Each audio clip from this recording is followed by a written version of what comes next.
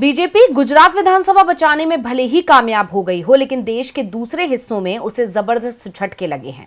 Himachal Pradesh BJP के हाथ से निकल गया तो उपचुनाव में भी बीजेपी को अधिकांश स्थानों पर हार का सामना करना पड़ा। तो कहां किसके हिस्से आई जीत और किसकी हुई हार, देखिए ये रिपोर्ट। उपचुनावों में सभी की नजरें मैनपुरी लोकसभा सीट के नतीजों पर लगी हुई थी। बीजेपी ने मैनपुरी सीट जीतने के लिए पूरी ताकत लगा दी थी। यूपी के आधा दर्जन मंत्री, 3 दर्जन से ज्यादा विधायक मैनपुरी में डेरा डाल रहे हैं। सीएम योगी आदित्यनाथ ने भी पूरी ताकत झोंक दी थी, लेकिन बीजेपी जीतना तो दूर सपा को टक्कर भी नहीं दे पाई और मैनपुरी से सपा की डिंपल यादव 2,98,000 से ज्यादा वोटों से चुनाव जीत गई हैं। मैनपुरी सीट तो बीजेपी जीत नहीं पाई, लेकिन उसके हाथ से मुजफ्फरनगर की खतौली सीट जरूर फिसल गई।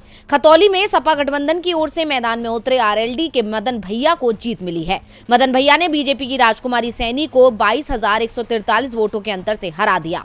इस साल की शुरुआत में हुए विधानसभा चुनाव में ये सीट बीजेपी ने जीती थी और 6 महीने के अंदर ही सपा ने इसे बीजेपी से छीन लिया। सपा ने खतौली तो बीजेपी से छीन ली, लेकिन वो अपना गढ़ रामपुर को सुरक्षित नहीं कर पाई।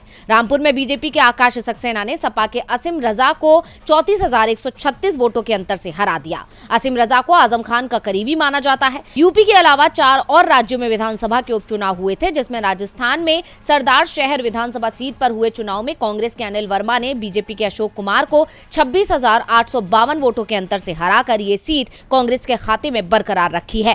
कांग्रेस ने छत्तीसगढ़ की भानु प्रतापपुर सीट को भी बरकरार रखा है। कांग्रेस की सावित्री मंडावी ने बीजेपी के ब्रह्मानंद नेताम को 21,171 वोटों से हरा दिया है, जबकि ओडिशा के पदमपुर सीट पर भी बीजेपी को हार मिली है। यहां से बीजेडी की वर्षा सिंह ने बीजेपी के प्रदीप पुरोहित को 42,638 वोटों के अंतर से मात दी, लेकिन बिहार से बीजेपी को जरूर राहत मिली है। बिहार की कुर्नी सीट पर बीजेपी को जीत मिली है। केदार प्रसाद गुप्ता ने जेडीयू के मनोज सिंह को 3,649 वोटों से हरा दिया है। ये सीट आरजेडी के पास थी, लेकिन उपचुनाव में आरजेडी ने इसे जेडीयू को दे दिया था, लेकिन जेडीयू इस सीट को महागठबंधन के पास बरकरार नहीं रख पाई।